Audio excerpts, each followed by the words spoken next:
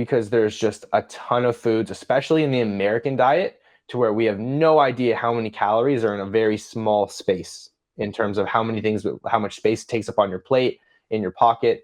There's so many foods that if we were to take it and put it on a weight scale and measure it to what would actually be the serving size in either grams or milliliters, whatever, we would be shocked.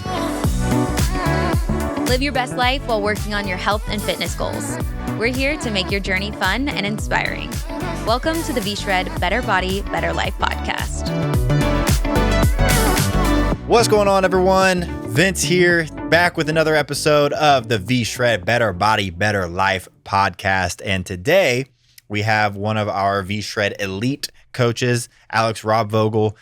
He has his bachelor's in kinesiology. He is an NSCA certified strength and conditioning specialist, ISSN certified sports nutritionist, and stretch practitioner, knows his stuff. And today we are going to be talking about nutrition labels. So, Alex, welcome.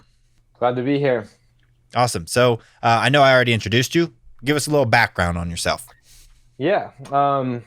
I'm big into food science and a big foodie myself. I love to eat out and kind of make my whole kind of food journey sustainable, but also structured so it fits my goals and I can have a lean physique around.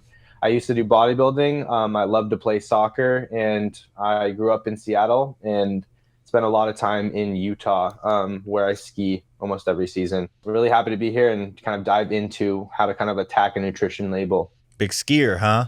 Big Yes. Winter sports guy? Kind of. It's very expensive to do it on a high frequency, and it's also pretty dangerous, but the risk to reward is worth it until I think about age 35, 40. I have learned that time and time again. I got a broken collarbone when I was younger, dislocated AC joint in February. Both, one from skiing, one from snowboarding. So I can say from experience, neither are safe. Worth it though. But worth it. It is very fun, and I can't wait to go again. Got it. But so today we're going to be talking about nutrition labels. And so the goal here is for everybody listening to really just learn more about what nutrition labels are, why they're important, what to look for, what to avoid, how to compare, just give you guys everything that you need so that you can make healthy decisions moving forward regarding your nutrition decisions, just by looking at a label. And because obviously this is something that everybody deals with. Everybody's looked at a nutrition label. There's obviously a ton of different words and a ton of different numbers, and they can be confusing. So first off, just tell us, why is it important to read nutrition labels in the first place? I think the first thing you got to think about is this gives us the most objective information on what the food is going to do when we ingest it. There are tons of things you can look at when we're choosing foods, whether they're nutritious, they're not really nutritious, or we deem as healthy, unhealthy, good or bad. But with a nutrition facts label, they don't tend to lie, and they give us a really, really good ability to make decisions off what we're eating, both in terms of the portion of the food that we're going to have, so how big it is on the plate or whatever, as well as how many calories, and then finally kind of what makes up those calories that contribute to both our health and kind of what we're trying to do with that food, whether that be something that's more long-term or short-term. And you mentioned nutritious versus not nutritious, healthy versus not healthy. Yeah. The big things to take into account when we use those, because they're somewhat buzzwords and they can be very semantic, but they're things that are going to have more micronutrients, are probably going to be more nutrient-dense foods.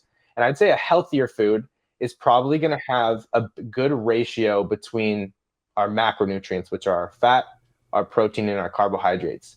And what's cool is those are always going to be bolded or in bold lettering on your nutrition facts. You'll also have things like sodium and cholesterol, that'll be it, but always really look at things that are bigger lettering. That's one thing that they've changed recently on new nutrition labels, is they've made things like your macros and calories, they'll be in bold lettering.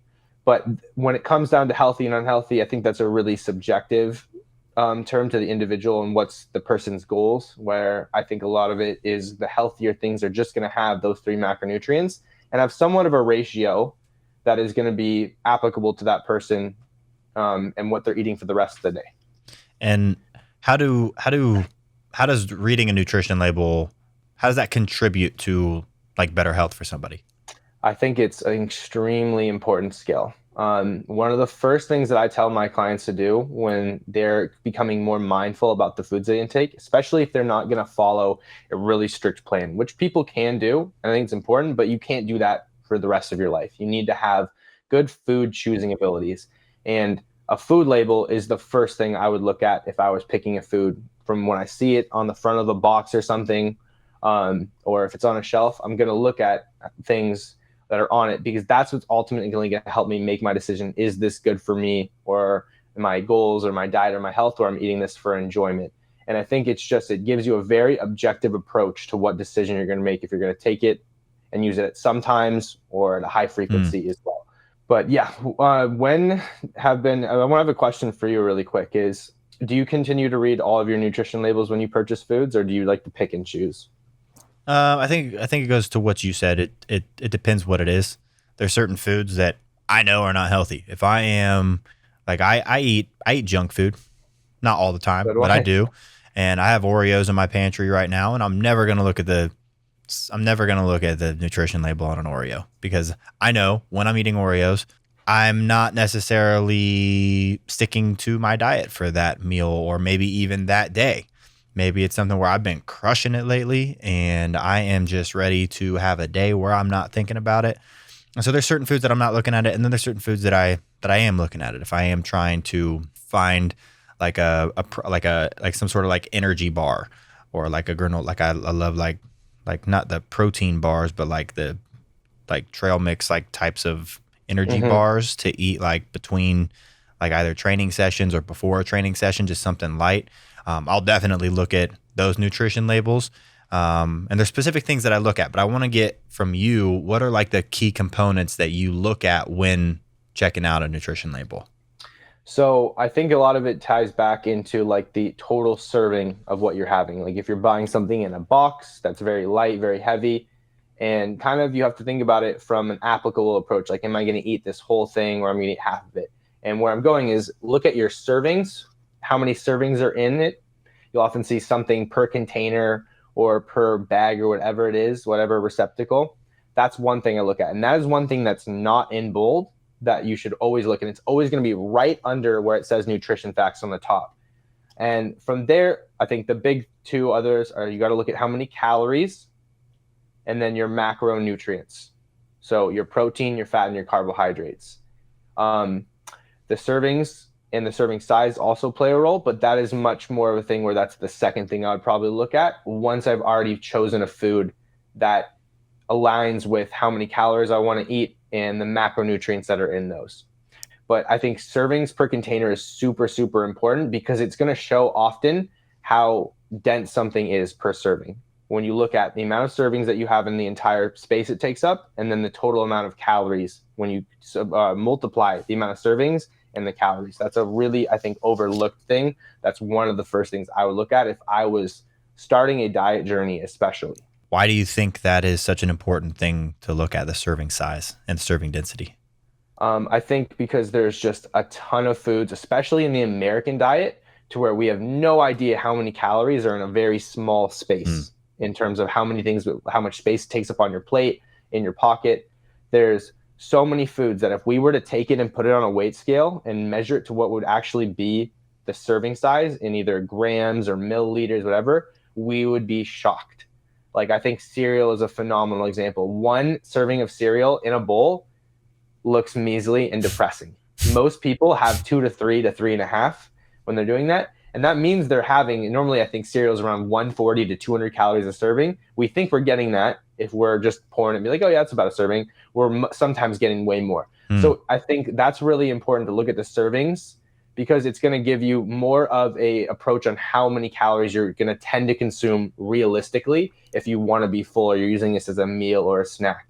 It's all about like the application of the food in your lifestyle. Like, no one's going to have a half of a Reese's peanut butter cup. You're going to have the full thing. No one's going to have half the bag of chips, especially if it's a small one. It's most of the time not realistic and kind of like culturally a weird thing, or just not what we deem as normal, I guess. And that's very different for everyone. But I think when it comes back to tying it, always looking at the servings along with the other things is something that is really, really important. so that you're not left with something super small and left not feeling satisfied, because that is a really, really important thing that we'll talk a little bit maybe more about today along, is that feeling good after what you eat is a huge factor. Like you should not be left hungry and starving after a meal, and picking good things based off the nutrition facts can allow for that. And so what's like a best practice for somebody to make sure that they don't fall into the trap of thinking that something is, let's say they buy a box of, I don't know, granola, and this granola is 110 calories per serving, and they think that it's going to be a decent amount of granola, and then they actually weigh it out. It's not. And so how do people kind of avoid that, falling into that trap of, okay, now they're stuck with this, I don't know, tablespoon amount of granola when they thought that they were going to get a plate? Being mindful when you're purchasing things, right? You can look, and the process of learning organically, like by just picking things up, you'll look at the amount of calories compared to how many grams is in a serving. And if you can you'll tend to see trends where certain things will be 300 calories and only 25 grams. And that's like an ounce. That's a ton of calories in 1 ounce. If you can kind of look at things that are lower calorie, but have a larger kind of weight or serving size, or maybe take up even more space. Like a rice cracker is a perfect example of something that doesn't weigh anything, but it takes up a lot of space. That's important. And that can really help so that you're not stuck with these tiny portions for ants. Yeah. Shout out Zoolander. But I think the other thing I would look at is there's always alternatives. Like you can definitely find a granola or a protein bar that's 400 calories and this big. And then you can find one that's 90% the same size and weight and taste. That's half that. And it just takes that kind of repetence of turning over the label and building that skill, because you've done it 80, 100 times, that'll allow you to pick something that's good. The ratio is maybe a little bit stronger where you're getting more total grams or something, or whatever metric they're using compared to the calories. So what are some of the things that lead to that protein bar being double the calories of something that is 90% of the size? I look at kind of ratios between macronutrients and knowing kind of what macronutrients tend to have more calories. Fat per gram is a little over double the amount of calories as protein. So if I can pick things that are higher in protein compared to their fat, especially for maybe a bar, which tend to be higher in fat because they can't take up a ton of space, that's one of the things I'd look at. And if I can maybe hit like a 2 or a 3 to 1 ratio, that's somewhat arbitrary, but that could be a good thing. Like 15 grams of protein to 5 grams of fat would be, I think, a good trade-off, 3 to 1. But something that is like 17, like a keto bar maybe, is 17 grams of fat, 12 protein. If I was trying to be full or something like that, or I wanted a larger bar, maybe that wouldn't be something I would pick, because I know that 17 grams of fat is going to be equated to be the same amount of calories as around 40 grams of carbohydrates or 40 grams of protein, because we know that there's 9 calories per gram of fat. And we can talk a little bit more of that in 4 for protein and 4 for carbohydrates. Like the way that you calculate the calories on the top would be to take your fat, your carbohydrates, and your protein, and then the grams multiplied by 9 for a 4. So if I had 8 grams of fat, I know that's 9 times 8. I know 3 grams of protein would be 3 times 4. And if all of those, the sum of those 3, your fat, protein, and carbohydrates, you put those together, that should equate to the number that you see on the calories at the top. And sometimes it's a little bit off depending on the FDA's kind of stringent and how they track foods. But now basically, if you just know that protein is 4, carbohydrates is 4, and fat is 9 calories per gram, you can calculate basically how many calories anything is without having to look at the total calories at the top. What's like a simplified way of flipping a bar over, looking at the calories and macros, and without having to punch how many carbs, fats, and proteins are into a calculator? I know you talked about like a 3 to 1 ratio of protein to fat would be a good one. Are there any other like overlooked things or simple strategies that you use when looking at a nutrition label that would really help somebody who's struggling with it? Absolutely. I think we always have to prioritize protein in our diets. We can go down, again, a rabbit hole and explain why. But there isn't a minimum effective dose for protein for the sake of muscle building that we've kind of come up with in the past 15 years. And it's based off of kind of the amount of amino acids that we need in our body at one point from a dietary standpoint, like consuming them to stimulate protein synthesis. So when I look at protein bars, I always kind of want to go around 20 grams of protein or more. And sometimes if it's plus or minus 1, that's fine.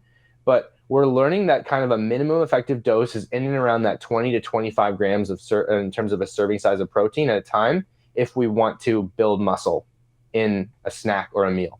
And so those are the things I look for. If I see one that's 12 grams of protein, I'm going to be much more inclined to pick the one that's around 20 to 25 if my goal is to build muscle. It's kind of everyone is breaking down and building protein constantly as we eat. So you always want that net average to be either equal or that you're having more protein than you're breaking down. And so maybe it doesn't need to be 15 grams or 20 grams. You don't need to kind of sweat those plus or minus 5, but just seeing that trend where maybe that is a higher value than that of fat and maybe even carbohydrates too would be something to keep in mind. But I think the big thing that you see tend to vary the most on protein bars is carbohydrates can be all over the place from anywhere from 8 to 9 grams all the way up to 40. But what they do, what's great is you'll see things with very different amounts of fiber, whether that be insoluble or soluble. And they play a massive role because not all fiber is going to produce or is going to have the capacity to give our body energy or contains calories. And I was wondering if you wanted to go and kind of explain how you track fiber and if you do it and what do you think about it? I don't track fiber too much. I do eat some foods every day that are higher in fiber. Like I like oats a lot. Me too. I'm a big like rice guy.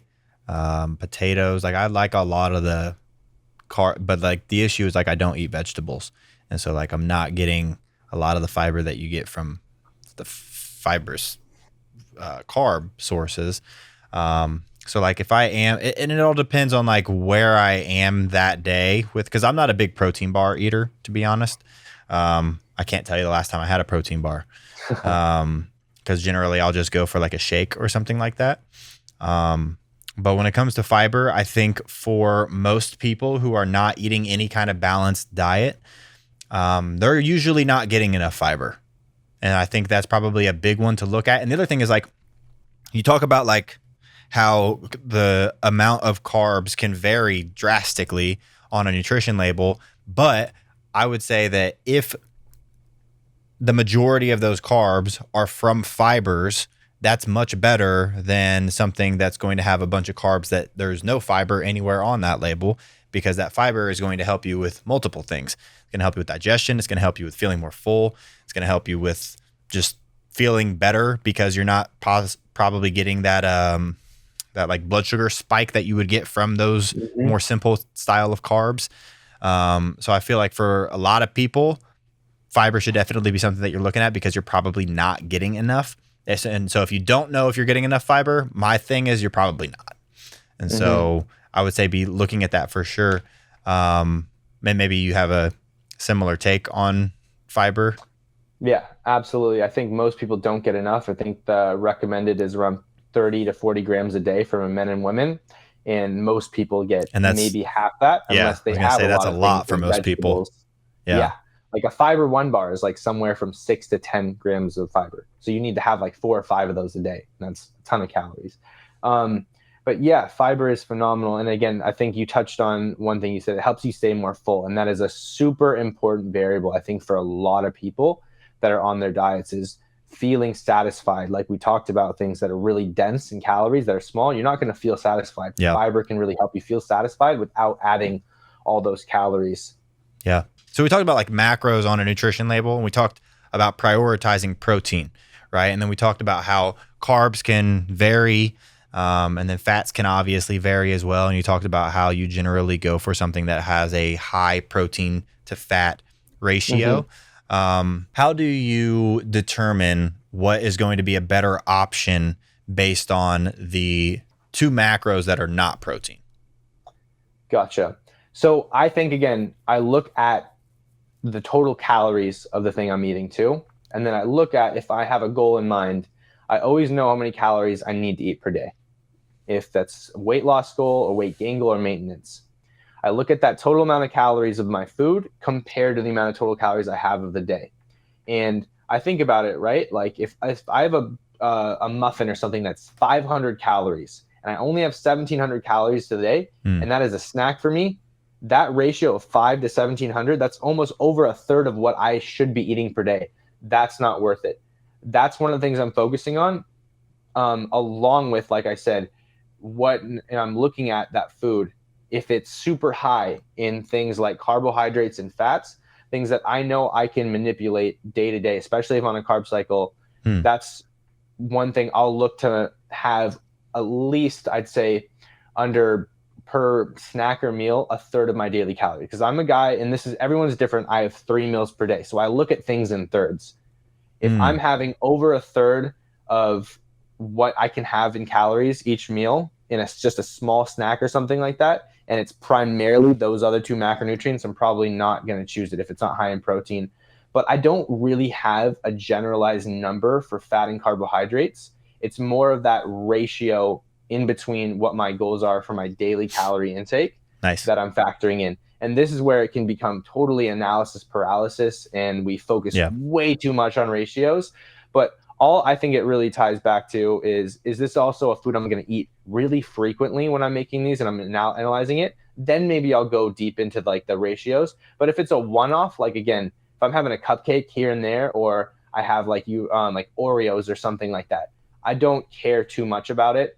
But I think always prioritizing protein and then being able to keep the amount of carbohydrates and fats in check along with total calories and how much you need per day as the overlying theme is a really important thing to keep in mind if we're not going to go all into the crazy science of what are the micronutrients as well, and the difference between plus or minus 10 grams, which you can, but that's, again, I think very, very, very specific to the person. Would you say there is any other like specifics that people focus on that they probably don't need to focus on, or like misconceptions around what you should look at when looking at a label? I think we often look and like if you look on a label, for most, they don't have to do this, but you'll see saturated fat and trans fat and total fat. Like there's 3 bars. The fat will be on top. People often sweat over seeing saturated fat. And trans fat is there for almost not really a reason. We're not literally allowed to have trans fats over a 0.5 gram per serving in foods if they're promoted in kind of a mass macro sense, like they're mass produced is the word I was looking for. So it doesn't really, we don't really need to focus on trans fat because you're never probably going to see it be 1 gram or more. But saturated fat is something that I think in American kind of conditioned diet culture we see as bad. And that's not always the case. You need unsaturated and saturated fats in your diet, or you should have them. So that's one thing, is people really sweat over the type of fat they're using. And then another one is cholesterol, which is another fat. And we see numbers that are higher and lower, and it isn't always a good picture of is that food that maybe is higher cholesterol going to be good or bad for our health, because everyone's going to be a little bit different. So those are 2 things that I see people really sweat over when they're not taking in their general like blood work into account, or they're not looking at prioritizing maybe fats that don't even have to be on label, like your monounsaturated and your polyunsaturated. I think unless you're super dialed in, you should just focus on your calories and macronutrients, not those kind of non-bolded things. You can be mindful of them, but I don't think they should be really affecting your decisions, especially if it's a smaller food that you're eating as like a one-off. That's great. I think that's a big one, because I think back when like I would go grocery shopping with my mom or something like that when I was growing up, she would look at things like saturated fats, or like my dad would focus more on cholesterol because that's more of a, I guess, guy focused thing generally. And so like if something was high, and my dad wouldn't eat eggs because it's high. I'm like, hang on, eggs are like a superfood basically. And so like I feel like there's a lot of like just misconceptions around what you should and shouldn't focus on in a nutrition label, which I love that you say that unless you're super dialed in, you don't really need to focus on anything other than the overall calories, because nothing's really going to have a profound effect on your results long term, whether or not something had 4 grams of saturated fat versus 0 grams of saturated fat. But I do have a question about fats, because fats is obviously a huge one when it comes to buying anything, because there's so many yogurts and chips and cookies and milk that have different levels of fat, whether it's low fat, whether it's fat free. What is your take on people's decision making when it comes to buying products that are either just regular or low fat or fat free? Oh, that's a great question. And I think it plays a massive role just because, again, we go back to calories from fat per gram are going to be higher than the other two. So we have to be mindful of the amount, I think a little bit more than that of our carbohydrates and protein, if our goal is really to kind of change the amount of calories we're eating each day. And I think that's the overlying theme is most of your decisions, if it's not general, just health related, and we're going for a kind of a goal where you're trying to lose weight or gain weight from a fat perspective, you should look at how much. Like, do you recommend people get the fat-free version over the high-fat version every time, no matter what? I think it's a game is you got to look cross-reference both products. And I think with specific things that are really, really high fat dense foods, it's great. But for an example, I think there's reduced fat peanut butter. And if you look at the calories on them, it's the exact same, or minus 10 or 20 calories. And though, because it has lower fat per serving, it might be better because you're getting less percentage, but it's not going to be effective if your goal is to lose weight. I think you got to look at the foods. If you're getting a fat-free one and that serving is drastically lower calories in the fat-free one than the full fat one, then it might be great. As well as how does the flavor change? And here's another thing, like you should enjoy what you eat, and fat brings out flavor really, really well from other things. Like it brings out a lot of umami, and it can make things taste a little bit more savory. And that's really important. And not only that is when we look at what macronutrients make us more full, fat is right in the middle. It's going to help with things digesting slower and help you feel a little bit more satisfied than carbohydrates. And protein is always going to be on top as the thing that makes us the most full. So removing fats is, again, you have to factor in, though if I'm cutting fat and I'm not adding it in protein, I might feel less satisfied after this meal, a little more hungry. So those are the things that I'm looking at. But if for my rule of thumb is if it's not like less than 40%, or if it's a little more than 40% less fat from when I'm looking at like a fat-free versus full fat, or reduced fat, not fat-free, then I'm probably not going to make the choice. Like cheese, it's an example. It's like 20% less fat. It's 2 grams. That for me isn't significant enough because I'm only gaining or losing 18 to 20 calories per serving. So it's a lot of ratios, and you kind of have to build that kind of like approach, and whether it's worth it or not, by just picking things up all the time and being kind of inquisitive. And probably just a big theme is and probably just buying it and trying them sometimes and seeing if that taste profile is significantly different, and if it's something that you would actually be able to enjoy, because like we've talked about, like it really comes down to what can you do long term. It's all about what you can actually sustain. It's not about what you can achieve. It's about what you can stick with. So if you can't stick with it, then what's the good in it? So it ain't worth it. Yeah. And then, so if that's one of the things that gets looked at the most, because I think fats is probably a big one. There's obviously been entire marketing campaigns around fat-free stuff. What do you think are some of the things, and we kind of touched on it a little bit, but what do you think some of the things that are overlooked are? Like, what are the things that people are kind of not looking at as much that they should be focusing on more? The things that are, I think, really overlooked is, again, if we're going back to fiber and we look at dietary fiber, there's sometimes 2 bars under it that will say soluble fiber and insoluble fiber. And when we factor in our carbohydrates at the top, it's going to include both of those along with the regular carbohydrates altogether. Insoluble fiber, we should be subtracting from that top number, which is total carbohydrates, when we're tracking our calories or our carbohydrates. And some things have tons of insoluble fiber. And the cool thing with insoluble fiber is it does not contain calories. So you can have as much of it as you want and you're never going to get fat. And that doesn't mean you should have all of it. Like Metamucil is something that people often take. It's an insoluble fiber. And it says it has a lot of carbohydrates, but those carbohydrates don't contain calories because it's going right through us. It's not digestible and soluble. I think that's one thing that I think a lot of people could take, is understanding what is your total carbohydrates and what is your total net carb, which is just basically how many carbohydrates you have that aren't insoluble fibers. That's one thing, but that's really subjective to the food. Another underrated thing is sodium plays a really large role in water retention and performance and how we feel. And certain foods often have drastically different amounts that are maybe even similar foods. Like if you get a really maybe cheap cut of lunch meat versus a really nice expensive one, one's going to have way more sodium. And that can affect the way that we weigh in tomorrow. Like say I had a ton of ham at night and a sandwich that was really high in sodium. I'm probably going to weigh a little bit more in the morning because I'm going to be more inclined to hold water. And as well as if I'm pre-hypertensive, those are some things I might keep in mind. But looking at things that are like, I think the recommended daily allowance is around 2.5 grams of sodium that are less than a third of that intake per day if I'm having 3 meals, and trying to keep that in check when I'm making my decisions. Like a lot of, I think, lunch meats and diet drinks and stuff like that have really, really high sodium or either really low or high sodium.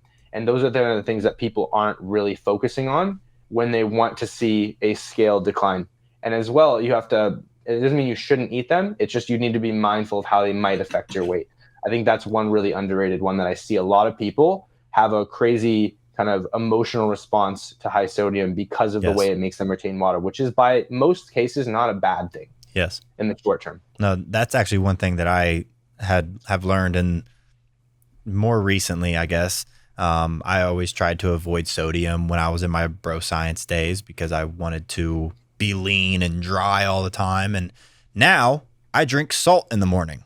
And so like I'm getting all the sodium that I can get because I'm sweating a ton. And so, but it's different types of sodium that I'm getting, because there's good sodium and there's bad sodium. And so you talk about recommended like daily allowance. Do you give any attention to the like recommended daily total percentages that are on nutrition labels? I do to a degree, but I think one that I think is really important to focus on is that protein has an awfully low recommended daily allowance. And it's around like 50 to 60 grams for most people if you're in like a median weight. And I think if you're an active individual that is... Nutrition labels go off of a 50 to 60 gram daily allowance for protein? Yes. Wow. Mm-hmm. So, and that can be sometimes half of what you need. Wow. But that's considering that's for an active individual, and the RDA for that is not applied to the individual that's lifting weights or doing activities. It's more concerned with that kind of total calorie intake and generally kind of the amount that people need to maintain good kind of blood biomarkers and volume numbers that you get from just like a check-in or a panel. But I think that's a really important one to take into account, is that the RDA in America is very low, and we probably need more especially if you're a young, not active individual or someone that's aging and wants to keep their lean muscle and prevent atrophy. Another thing is carbohydrate intake is super variable to the individual, and following a recommended daily allowance might not be the best thing. Like looking at that percentage, which is all the way to the far right, you'll see percentages, maybe isn't the most important thing, because you can get some people that, I mean, I'm sure like yourself, you could probably eat 4,000, 5,000 calories a day and not gain weight. So you'd probably be eating anywhere from 300 to 400 to 500 grams of carbohydrates, and that's perfectly fine. Where you could have some people that if they wanted to lose weight or maintain weight, they might only need like 50 to 120 grams, which is 1/3. And just that number and having one straight value that isn't really have a ton of variable depending on how much you weigh, it might not be the best thing to look at when you're making decisions. And I think I would love to ask you is like, did you ever have a time where you focused on percentages or grams? And what do you tend to look more now? Do you look at your grams on the servings or the percentages? I've never looked at the percentages, to be honest. I didn't know actually that the daily number that it recommends is 50 to 60 grams of protein. That's crazy. Yeah. But I've never looked at the percentages. I've always just known what macros I was aiming for that day. And so I would look at just like when I look at a nutrition label, and this is what I recommend anybody who's just getting started and they're wanting to do the basics, is look at the macros. First thing I was always looking at is, well, first off, I would look at the calories, because if you're really, especially if you're trying to lose weight, looking at your calories is going to be even more important, because you're not going to lose weight if you're not in a deficit. And so look at the calories first, look at what the serving size is, look at how many, because that's basically the order of it anyways. Calories is going to be at the top, serving size is going to be right underneath that. And then you can see how many servings are in the entire package, which like you were talking about, shows you like how big a serving is actually going to be. And the next thing that I'm looking at is protein, which is usually, I believe, down at the bottom. And then I would look at carbs, and then I would look at fats, which I believe fats is at the top. And so it's actually ordered for you to look at calories, servings, fats, carbs, proteins. But I look at it I look at calories and serving size first, but then I go protein, carbs, fats. And so as long as I was, like you said, I always tried to prioritize protein. So if something was a little bit higher in protein, and I used to be the guy that's in there and I'm comparing a bunch of different foods and I'm looking at this rice cake versus this rice cake and which one has 2 grams of protein versus 1 gram of protein, and I'm going to get that instead, and it's slightly less carbs or slightly more carbs or whatever. I don't do that as much anymore, mainly because I think I've just figured out my diet, and I've been doing this for so long that I don't really have to look at that anymore. And I also work out a ton, and so like I can be a little bit more lenient because I'm allowed to eat 4,000 calories a day, and I don't gain weight from that because I'm working out a bunch. Last question I'll ask you is, are there like any kind of strategies that people can use to compare different foods? Absolutely. I think when you're picking foods, it's great to pick multiple brands of foods of the same thing. Like, it's awesome. Even you don't have to go to the store, just look things up and really look at the percent gain in or more or less between the two when it's the calories. Like, say something is 190 versus 230 calories. That is around 15. That's around 20% more on one food than the other. That is significant. I think it's around, if it's like over 20%, that's a good kind of ballpark number, and you're comparing two things. That's something that might affect my decision. But so you think under like 20%? Yeah, that's an arbitrary. I think that's a good one for me, especially I've used. I wouldn't say that for everyone, depending on their goal. A good starting point. Yeah. For some people, they'll look at something and it's 210 versus 220 calories, and they're sweating over it because one is plus or minus 10 calories, and then maybe the other one, there's like a discrepancy between protein. That for me is something that is not worth it. And it's more dependent again on like, do I enjoy this food and the flavor? Another thing that I would look at when comparing labels is if you have the ability to see that sometimes they won't always be listed, the micronutrient breakdown of foods. They only tend to list like things like your fat soluble vitamins like A, D, E, and K, or vitamin D.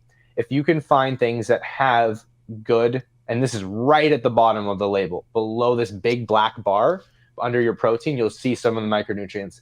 If you can find things that have good percentages, because they don't often put like they're often in very small dosages, like milligrams and micrograms, things that have higher percentages, that might be a better choice. But the weird thing with the nutrition facts label is because they can only fit so much on it, they're not going to list all of the micronutrients that are in that. So it should be there to kind of keep in mind if you're comparing two foods and one has better micronutrients, but you're probably not getting the full story. And this is where you'd have to do some crazy research and look it up, which probably maybe isn't worth it, maybe one time. And that's one, but I think I have one more that I look at, and it is kind of when it comes down to fats that I like to prioritize in my diet because I want to live longer. Things that help with heart health are, I look at and prioritizing monounsaturated fats when I'm comparing things, if it's listed. And the reason being is because it's just, we tend to have things in the American diet, and I'm speaking, and just Western, I'd say too, where we don't get enough of them, primarily because our food culture doesn't include a lot of them. And there are a lot of fats that we eat that are primarily saturated. And so prioritizing and maybe looking at foods that have higher mono or unsaturated fats can be really good because of their contribution to just general hormone and heart health. And we all want to live as long as we can. And that would be the last thing that I think is just kind of one underrated tidbit that's a little bit more minor that people don't really take into account. But you kind of have to sometimes look and just subtract the total fat and the saturated fat. And because saturated fat is always going to be on there. And then you'll know how much percentage of that food is going to be unsaturated.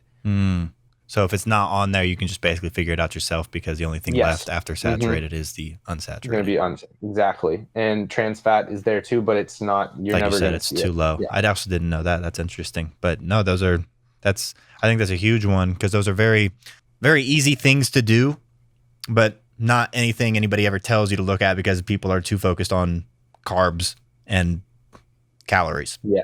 And that's usually about it. And I think the other big piece of this is I loved what you said about if it's not a huge difference, go with what you like. I think that speaks to me as well. And I think that'll speak to a lot of our listeners because like you said, you should enjoy what you're eating. This is not supposed to be some sort of camp that you're in where you are being starved and you hate everything that you're being given. This isn't prison. This is a life and you're supposed to enjoy your life. And so there are definitely healthier options and some people need to make major lifestyle changes. There's no doubt about that.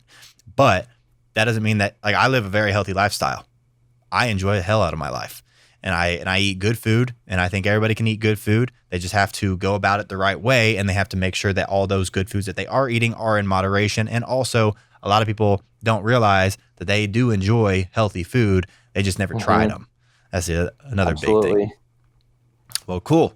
I think that's all I have for you. Is there any other final tips you'd like to say? No, not really. But I think if we zoom out zoom out everything, it always really is going to tie back to when you're reading a label, it's the contribution of it towards your total daily energy intake, the amount of calories. And if you're exceeding that amount that you need to maintain your weight and your goal is to lose fat, that trumps everything. So making sure that you're mindful of labels, but you got to always look at that big picture of how much we're eating throughout the entire day or more so week that guides your decision making. And when you say week, that just means that if you do go over a little today, tomorrow you go a little under. Exactly. Yeah, you can always manipulate. And that's where, again, having a coach that can help structure that so you're not starving yourself the next day can really help. And one thing that my coach does, and or one that I've had in the past, allowed me to kind of understand that it's not always a day-to-day thing. It's a kind of a trend of all the days throughout, maybe even a month put together when you're factoring in all the amount of calories you're having that play the biggest role in your body composition. Yeah. Awesome. Well, cool. Well, thank you very much. Appreciate all that information. A lot today. Yeah, I learned a couple things in this little episode, and I hope everybody listening learned a lot in this episode. The next time you go to the grocery store, you can look at that nutrition label and just feel like you know what you're doing this time, as opposed to just kind of looking and not really knowing what you're looking for. So, Alex, thank you for dropping some knowledge and sharing your wisdom with us. Had a good time. Yeah, me too, of course. All right, so we'll have more episodes with Alex in the future, so make sure you guys are downloading this podcast and coming back because got tons of more good stuff coming your way. Thanks again, Alex. Thank you. Now, if you are looking for some extra support and you aren't looking to spend a fortune, you should consider working with one of our V-Shred certified coaches. We'll figure out your macros, we'll figure out your calories, we'll figure out what your custom meal plan will look like. And yes, we'll make sure that it contains your favorite foods. And basically all you do is you let your coach know what you like, what you don't like, because when we say custom, we mean it. And you get unlimited emails, you get weekly check-ins, you get access to our brand new coaching app where you can message them at any time about anything with any questions. Our coaches are here to help you reach your goals and they care about your success. And so all the details about how it works is in the description down below. So check that out if you want to. But thank you again for tuning in. Until next time. Thanks for tuning in to today's episode of V-Shred's Better Body, Better Life podcast. Whether you're doing one of our programs, taking our supplements, or just doing things on your own, tune in every week for exclusive content with Vince, V-Shred trainers, and special guests as they share valuable tips around motivation, workouts, food, and living a healthier lifestyle. See you next time.